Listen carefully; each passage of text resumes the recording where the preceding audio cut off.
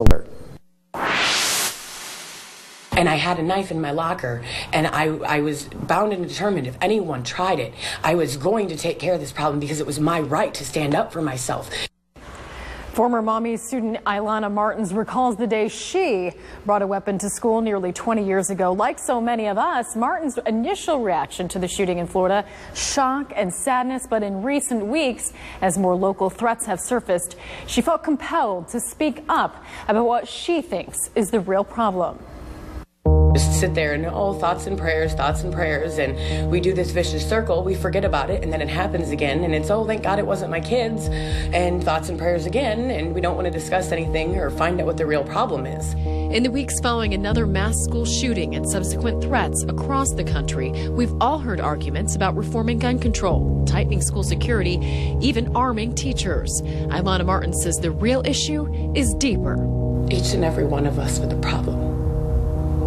It's the way that we interact with each other. It's the words that we choose to say. And we take our freedom way too far. Ilana is grateful her darkest thoughts never became reality. And I can see myself grabbing a knife and going after the child and being way back behind myself, like I'm watching myself in a dream.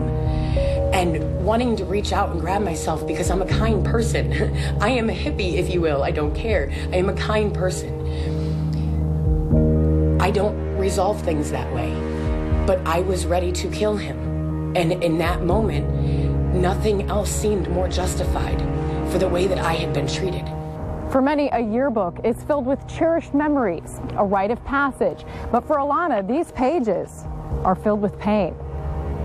I was picked on a lot. I was tormented when I was younger. She was called names, food thrown at her while she tried to eat alone.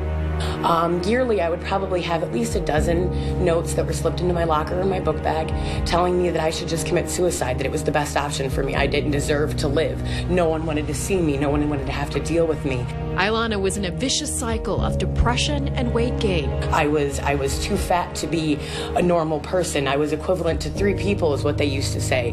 And it was heartbreaking. She says pharmaceuticals she was put on for depression made her thoughts worse and unrecognizable.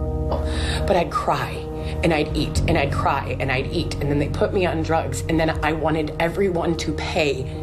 I wanted everyone to answer for how they had treated me and what they had done to me. I felt vengeful. I was angry, and I wanted them to understand what they did to me. And if they weren't going to understand, they were going to burn with me, period. The day she brought a weapon to school, I felt that I deserved it through and through in my heart. And that is a scary feeling. That's not something any child should have to endure, let alone understand, let alone stop. But she was stopped, and now as a parent with new perspective, she wants to spread a message of acceptance. A lot of people that picked on me and tormented me buried what they did. And now they're shouting from the rooftops, not my kids, not my kids. If your kids are going and being mean, you're perpetuating the cycle. You're not stopping it. Stop it. She says don't just see something, say something, but do something, even if it's only spreading kindness. I spent my entire childhood feeling like I wasn't worthy of friends.